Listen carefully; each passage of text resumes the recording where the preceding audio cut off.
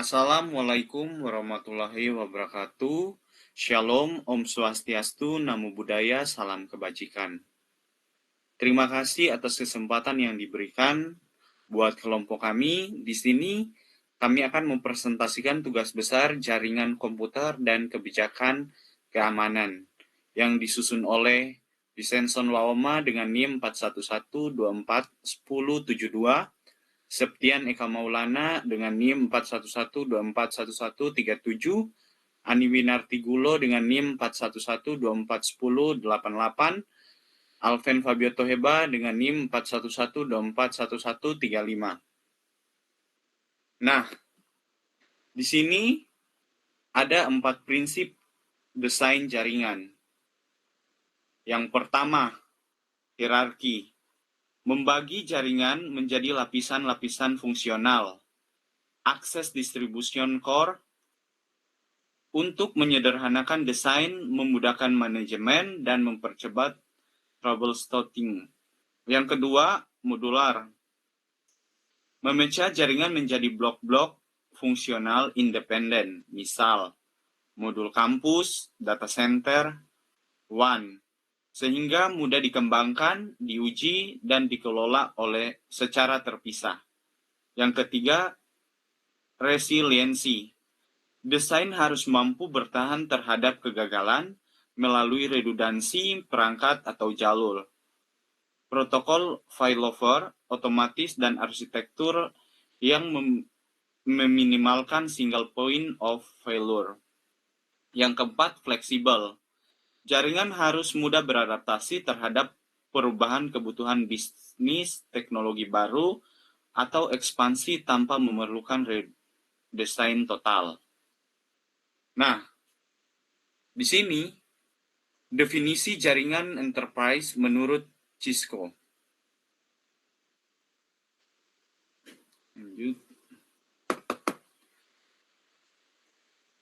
Menurut Cisco, Network Enterprise merupakan suatu desain arsitektur yang dibangun dengan latar belakang multi-platform, multi-service, multi-protocols untuk memenuhi kebutuhan terhadap pemanfaatan teknologi informasi yang semakin tumbuh pesat.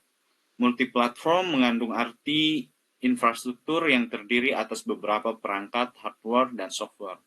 Multi-service yang terdiri atas layanan yang banyak dan beragam. Sistem yang terdiri atas multi-platform dan multi-service umumnya membutuhkan multi-protocols. Dan di sini ciri-ciri utamanya menurut Cisco, yang pertama, mendukung ribuan pengguna dan berbagai jenis aplikasi kritis seperti data, voice, dan video. Yang kedua, menggunakan arsitektur hierarki dan modular untuk skalabilitas. Yang ketiga, mengintegrasikan keamanan, manajemen terpusat, dan kualitas layanan. Yang keempat, dapat mencakup LAN, WAN, data center, cloud, dan koneksi remote atau teleworker. Nah, di sini ada jelaskan tentang layer, lapisan akses, distribusi, dan core pada model jaringan hierarki. Yang pertama, lapisan akses layer. Lapisan akses adalah bagian jaringan yang langsung terhubung dengan pengguna dan perangkat, seperti komputer, printer, dan akses point. Fungsinya menyediakan akses ke jaringan serta mendukung fitur keamanan, seperti VLAN dan kontrol akses. Yang kedua, lapisan distribusi. Lapisan distribusi berfungsi sebagai penghubung antara lapisan akses dan core. Lapisan ini mengatur lalu lintas data, melakukan routing, filtering, serta menerapkan kebijakan jaringan seperti keamanan dan kontrol akses. Selanjutnya, lapisan core. Lapisan core adalah inti jaringan yang berfungsi sebagai jalur utama, backbone, dengan kecepatan tinggi. Tugasnya mengirim data secepat mungkin, menjaga kestabilan jaringan, dan memastikan konektivitas terhadap berjalannya dengan baik. Dan selanjutnya akan dijelaskan oleh teman saya. Disilakan. Baik, terima kasih Bang Alven. Saya akan melanjutkan tentang kelebihan model jaringan hierarki. Ada 3 kelebihan model jaringan hierarki. Yang pertama, terstruktur. Jaringan dibagi menjadi beberapa lapisan sehingga lebih rapi. Yang kedua, mudah dikembangkan. Penambahan jaringan tidak mengganggu sistem utama. Yang ketiga, mudah dikelola, memudahkan monitoring dan perawatan jaringan.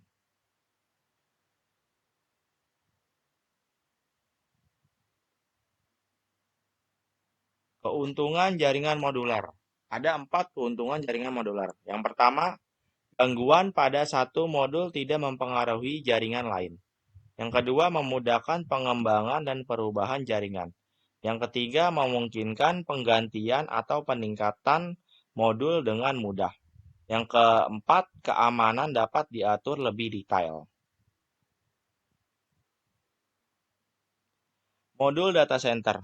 Modul data center adalah bagian dari jaringan yang digunakan untuk menyimpan, mengelola, dan memproses data serta aplikasi perusahaan.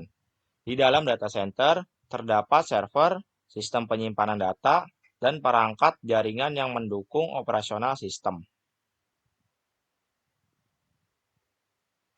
Dan ada pertanyaan, bagaimana cara kerja TCP atau IP? TCP atau IP bekerja dengan cara membagi data menjadi paket-paket kecil menggunakan TCP sebelum dikirim melalui jaringan. Setiap paket kemudian diberi alamat tujuan oleh IP agar dapat sampai ke komputer yang dituju. Paket-paket tersebut dikirim melalui berbagai jalur jaringan dengan bantuan router yang menentukan jalur paling efisien.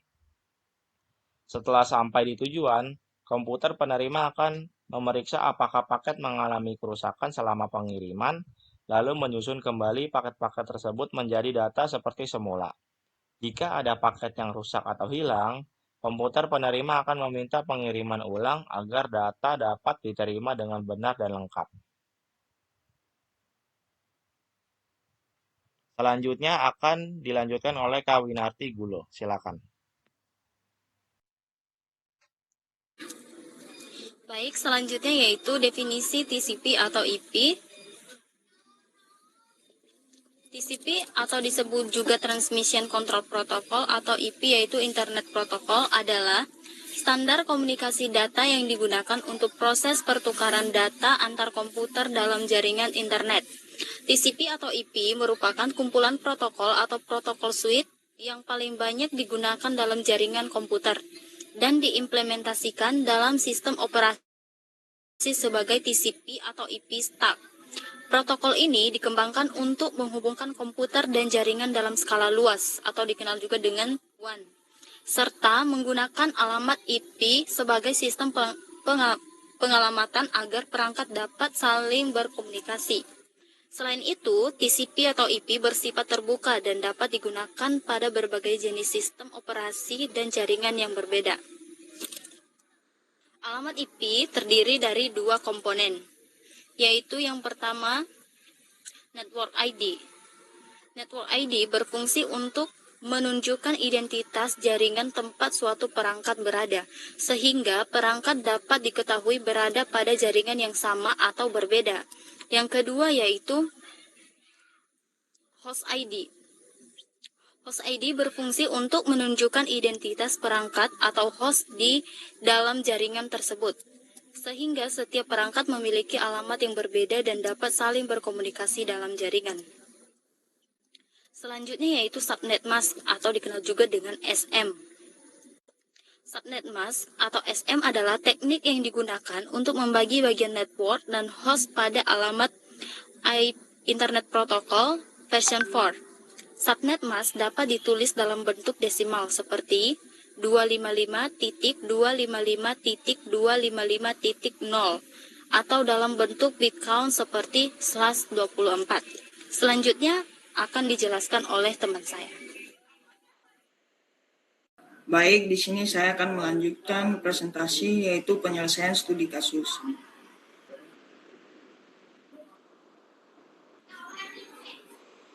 Di sebuah perusahaan PT Digital Nusantara, mereka lagi upgrade infrastruktur jaringan internal.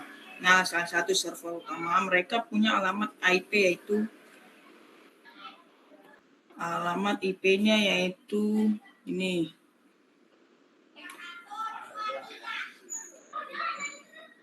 Sebelum kita mulai hitung, kita samain dulu pemahamannya. IP address itu terdiri dari 4 bagian yang dipisahkan titik. Kita sebut okte. Masing-masing okte itu adalah satu angka desimal yang nanti kita ubah sendiri-sendiri ke biner. Jadi 192.168.10.2 ada 4 okte. 192,168,10 dan 2. Setiap okte diubah jadi 8 digit biner karena ada 4 okte, totalnya jadi 4 kali 8 sama dengan 32 bit. Makanya disebut format 32 bit. Oke, langsung saja kita mulai dari okte pertama.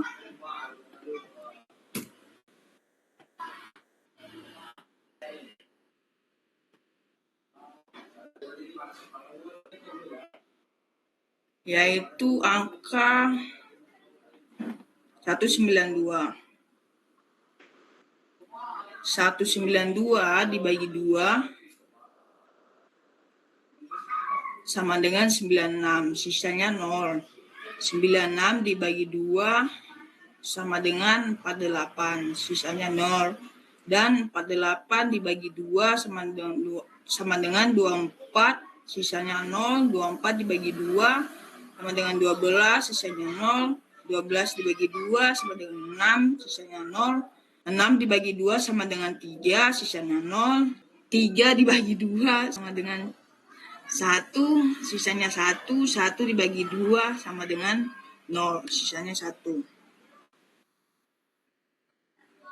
Nah, sisa-sisanya kita baca dari bawah ke atas. Jadi hasilnya ini. Oke, kita lanjut ke okte kedua yaitu 168. Prosesnya sama persis. Kita bagi 2 terus. Hasilnya sama dengan ini hasilnya 10, 10, 10, 00.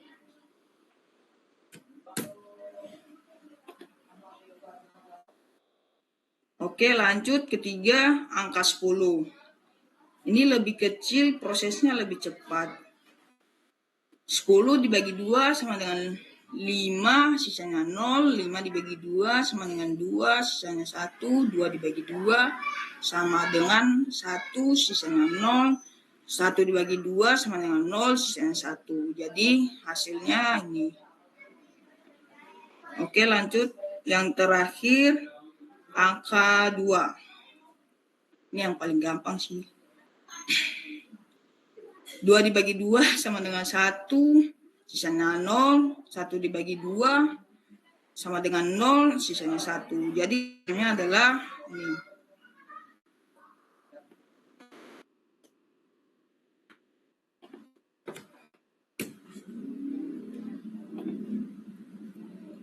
Nah, kalau kita rangkum semuanya dari okte 1 desimalnya 192, binernya yang ini. Okte 2 desimalnya ini, binernya ini. Okte 3 desimalnya ini, binernya ini. Dan okte keempat desimalnya ini dan binernya 10. Jadi format 32 bit lengkapnya yaitu ini. Nah, selanjutnya saya akan kembalikan kepada teman saya yaitu Alven. Baik, terima kasih kepada teman-teman saya yang sudah mempresentasikan tugas besar kita pada saat ini. Demikianlah presentasi tugas besar jaringan komputer dan kebijakan keamanan dari kelompok kami. Kami juga mengucapkan banyak terima kasih kepada Bapak Dr. Henry Noprison STMkom yang sudah membimbing kami dalam mata kuliah jaringan komputer dan kebijakan keamanan. Lebih dan kurangnya kami memohon maaf. Wabillahi taufik hidayat. Wassalamualaikum warahmatullahi wabarakatuh. Terima kasih.